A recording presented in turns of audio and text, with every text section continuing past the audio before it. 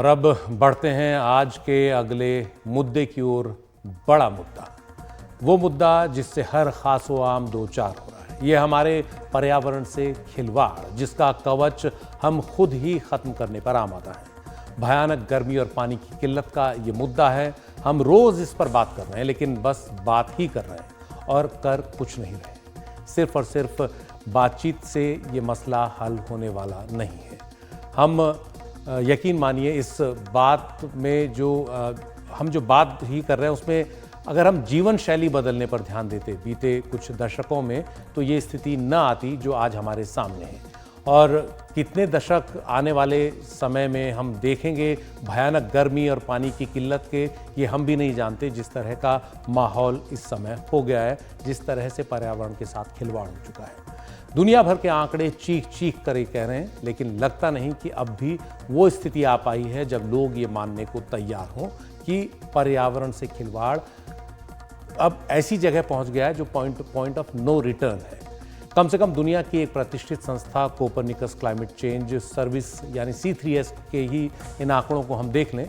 दुनिया भर की अपनी लैब्स के आंकड़ों के विश्लेषण के आधार पर C3S ने बताया है कि बीते महीने मई 2024 ने भी गर्मी का रिकॉर्ड तोड़ दिया और ये लगातार 12वां महीना था जब दुनिया का औसत तापमान रिकॉर्ड ऊंचाई पर रहा। पिछले साल मई से लेकर इस साल मई तक दुनिया का औसत तापमान उस 1.5 डिग्री की सीमा के पार रहा, जिसके पार हमें कभी जाना ही नहीं था, क्योंकि इसके जो नतीजे क्लाइमेट चेंज के तौर पर होंगे वो काफ़ी भयानक होंगे और हो भी रहे हैं। जून का महीना आप देख ही रहे हैं क्या कहर ढा रहा है। पिछला साल 2023 बीते 1 लाख साल में सबसे गर्म साल रहा है और ये साल लगता है उसका भी रिकॉर्ड तोड़ेगा। क्लाइमेट चेंज के मुद्दे पर हुए पेरिस समझौते में ये सीमा तय की गई थी कि दुनिया का औसत तापमान औद्योगिक क्रांति शुरू होने से ठीक पहले के औसत तापमान से यानी 1850 से 1900 के बीच के औसत तापमान से 2 डिग्री कम रहना चाहिए और कोशिश हो कि 1.5 डिग्री सेल्सियस से कम ही रहे। 1.5 डिग्री की ये सीमा इसलिए तय की गई थी कि अगर इससे ऊपर गए तो जो नुकसान होगा उसकी भरपाई नहीं हो पाएगी।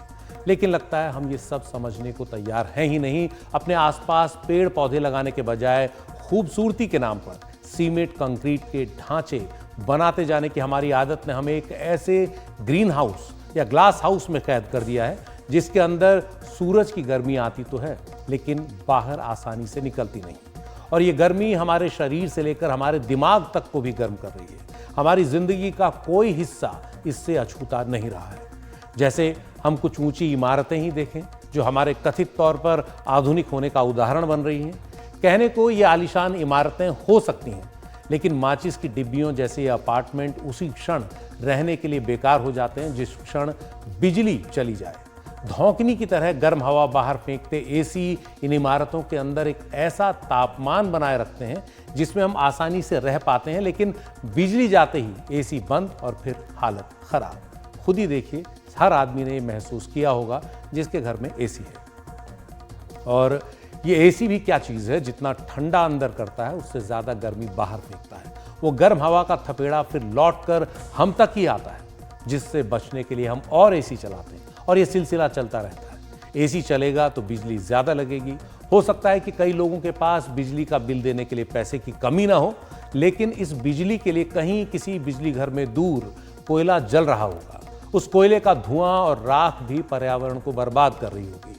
ऊर्जा की इस ज़रूरत ने उस हवा को भी जहरीला बना दिया है जिसमें हम सांस ले रहे हैं। यह हवा न अमीर देखती है न गरीब, सबकी जिंदगी इस पर निर्भर है कि जितनी खराब होगी जीवन का स्तर उतना ही खराब होगा। कुछ लोग पैसे के दम पर भले ही कुछ समय के लिए बंद कमरों में साफ हवा का सुकून ले लें, लेकिन बाहर तो निकलना ही है।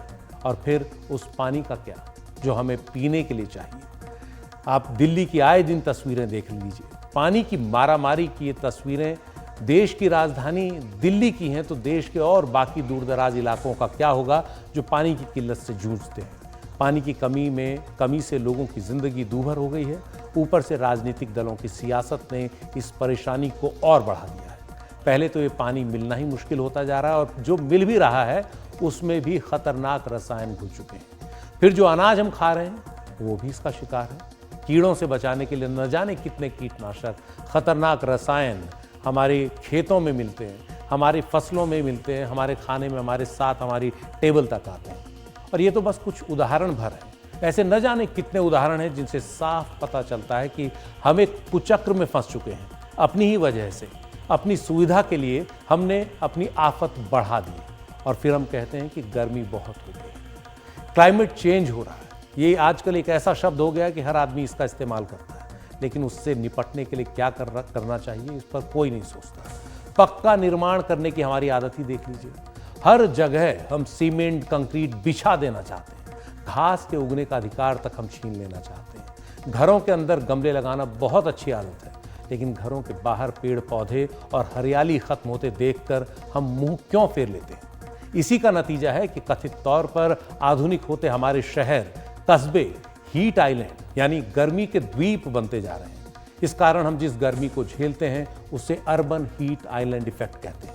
बड़े शहरों में रहने वाले लोग हर रोज फोन पर रहने वाले अपने गांव के लोगों से बात करते हैं कि यहाँ ज्यादा गर्मी है, इसीलिए क्योंकि वो अर्बन हीट आइलैंड इफेक्ट को महसूस कर रहे हैं। एक ऐसे द्वीप में रह रहे हैं जहां गर्मी दिन में बहुत बढ़ती है और रात में भी आसानी से कम नहीं होती, जल्दी कम नहीं होती। क्यों? सीमेंट कंक्रीट बिछा हुआ है।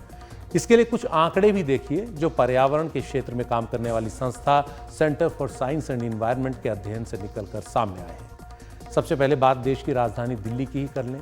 दिल्ली में बाकी कुछ शहरों के मुकाबले एक अच्छी बात ये रही है कि यहाँ 2003 से 2022 के बीच हरियाली थोड़ा बढ़ी है।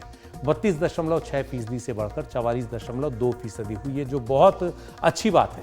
लेकिन दिल्ली का बिल्ट-अप एरिया देखिए, यानी पक्का निर्माण, सीमेंट कंक्रीट, ये बहुत ज़्यादा बढ़ा है। 2003 में 31.4% था, तो 2022 में 38.2% हो गया है। नतीजा, Delhi urban heat island effect झेल रही है। दिन तो गर्म हो ही रहे हैं, रात भी गर्म ही रहती है।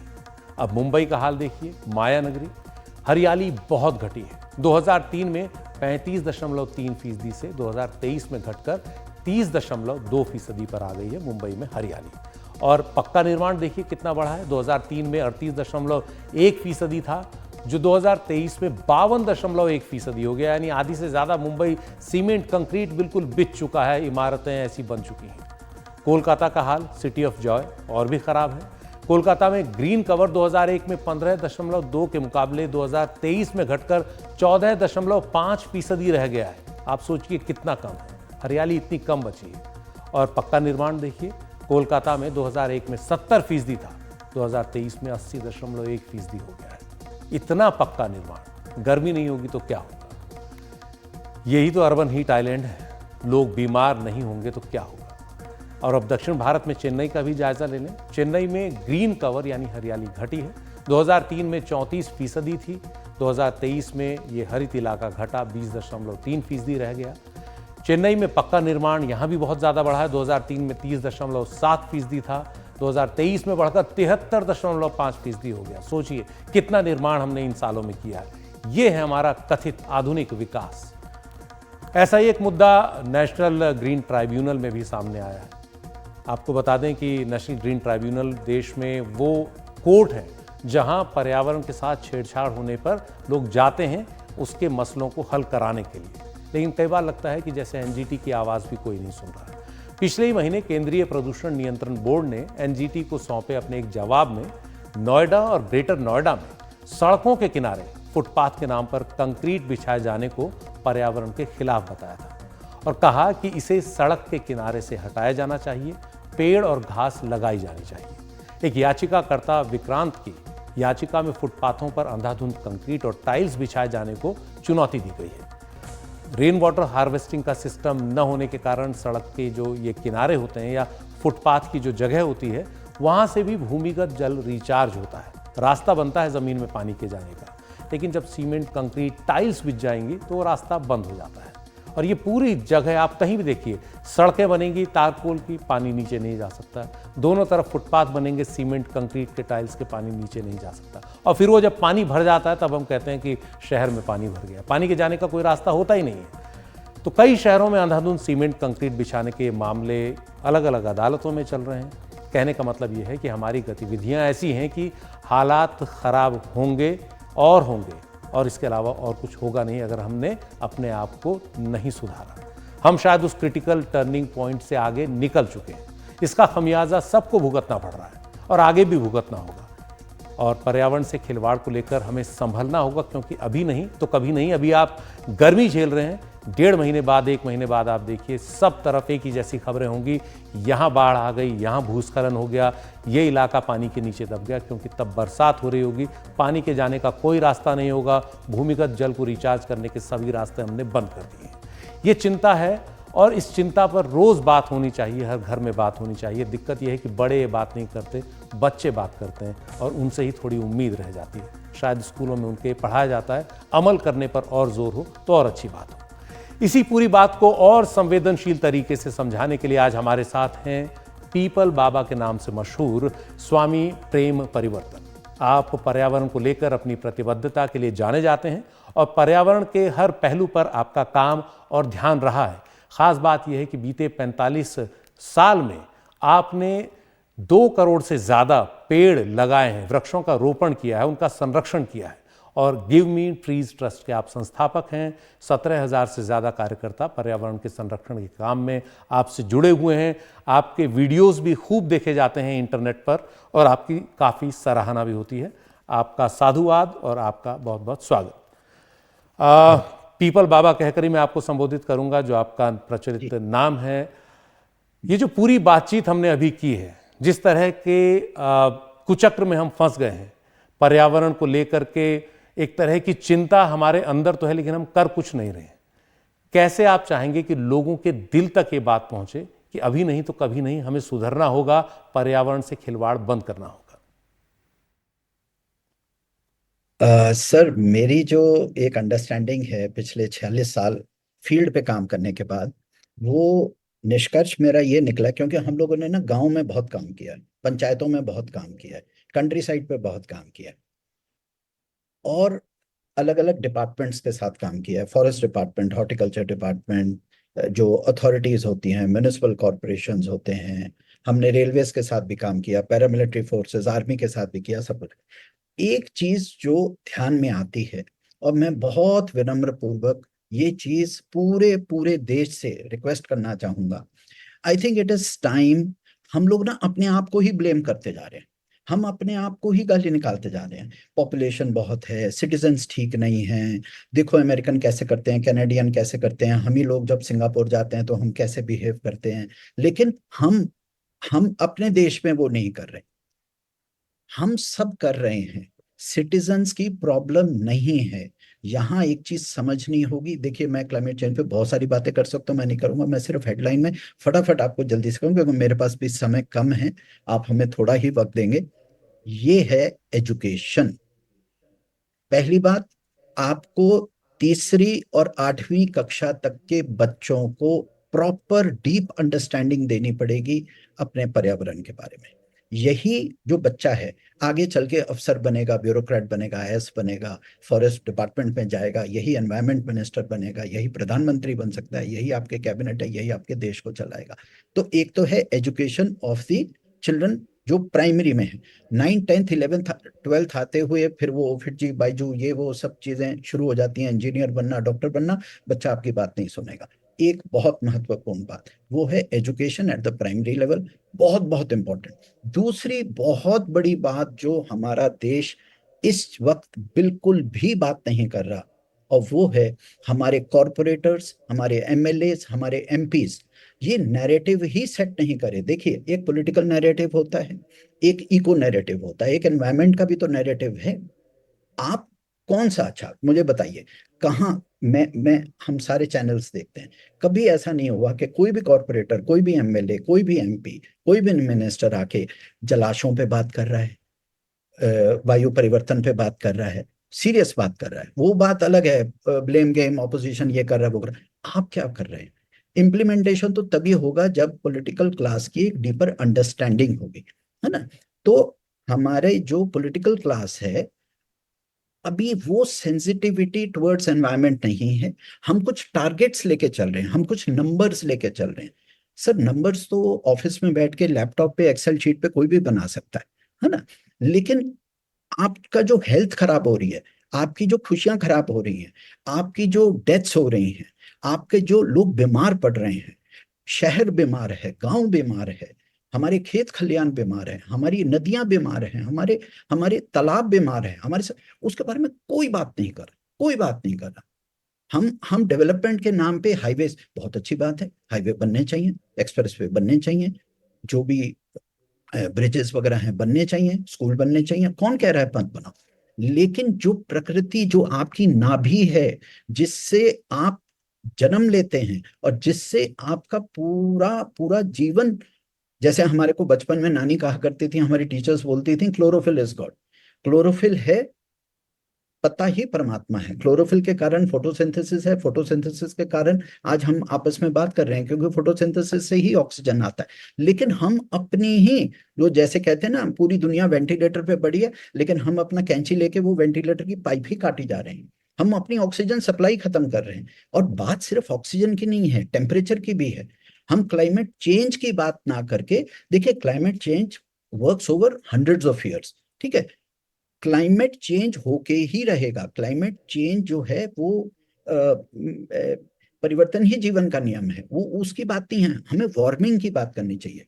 ये जो आपकी सड़कें गर्म हो रही है, आपके घर गर्म हो रहे हैं, अभी आपने जैसे बोला कि कवच खत्म हो रहा है ना, तो अभी आप न्यूज में यूज वर्ड कर रहे थे, रेस्क्यू एंड रेस्टोरेशन।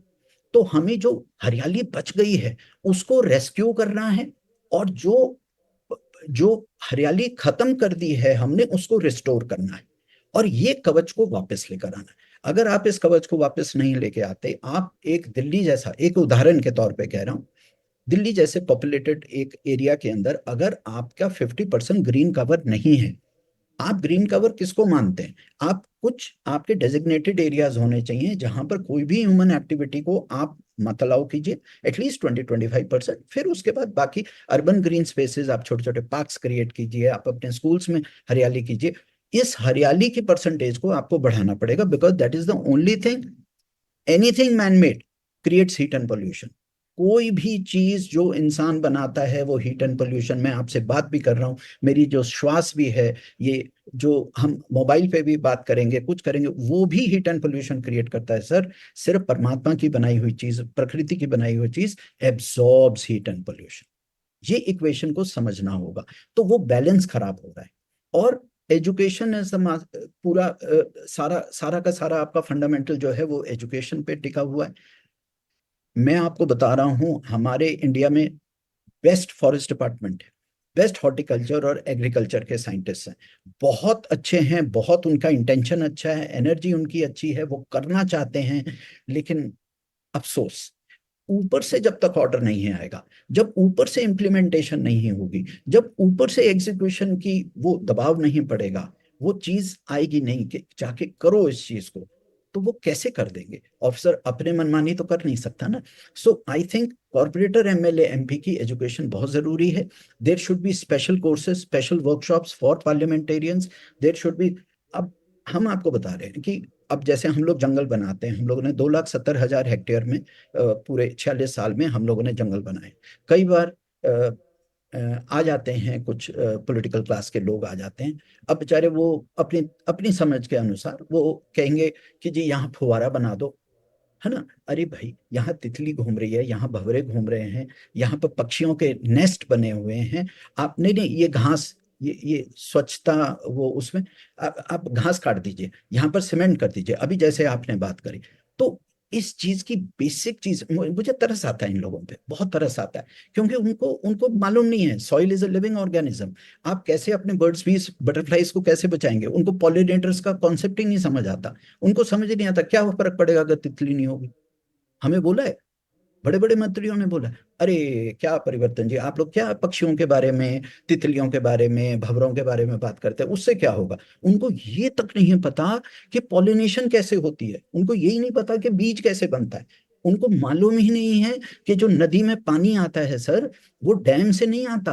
वो या तो ग्लेशियर मेल्ट से आता है, स्नो मेल्टिंग से आता है, या फॉरेस्ट में जो बच जाता है मॉइस्चर, उसको धीरे धीरे कल कल करके वो नदी बनती है। उन्हें पता ही नहीं है इस चीज के बारे में, या पता होगा तो वो जो भी है। सो मैं किसी को ब्लेम नहीं कर रहा, मैं बहुत प्रेम पूर्वक, बहुत हाथ विनम्र ये एक बात रखना चाहता हूं देश के सामने। ईश्वर बहुत कृपालु है, जो मांगोगे वो मिलेगा। पहली बात तो सही चीज मांगिए। अगर आप जीडीपी मांगेंगे, परमात्मा आपको जीडीपी देगा। आप ऐश्वर्य मांगेंगे, आपको ऐश्वर्य मिलेगा।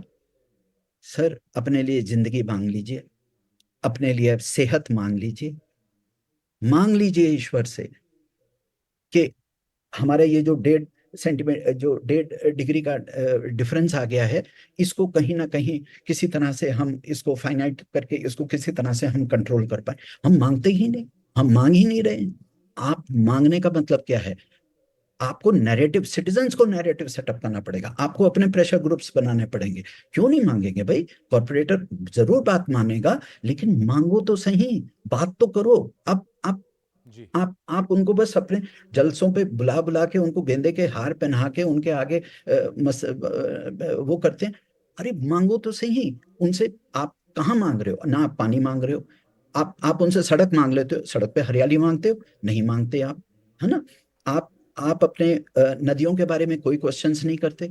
आप अपने जो ये गर्मी हो रही है उसके ऊपर कहाँ क्वेश्चन हो रहा है? कोई किसी भी न्यूज चैनल के ऊपर कहीं पर भी कोई पॉलिटिशियन को बुलाया गया है? किसी को बुलाया गया? मैं उसको नहीं कह रहा हूं। मैं, प्लीज आप ये मत समझो हम पॉलिटिशियन को कह रहे हैं। हम एजुकेशन की बात कर रहे हैं। नहीं है वो सेंसिटिविटी, नहीं है। जब तक सर पॉलिटिकल क्लास में सेंसिटिविटी नहीं आएगी, तीन ही तो हमारे पॉलिटिकल रिप्रेजेंटेटिव जी होते हैं, अपार्ट फ्रॉम आपके बिल्कुल सरपंच और आपके जिला परिषद से लेके फिर आपका।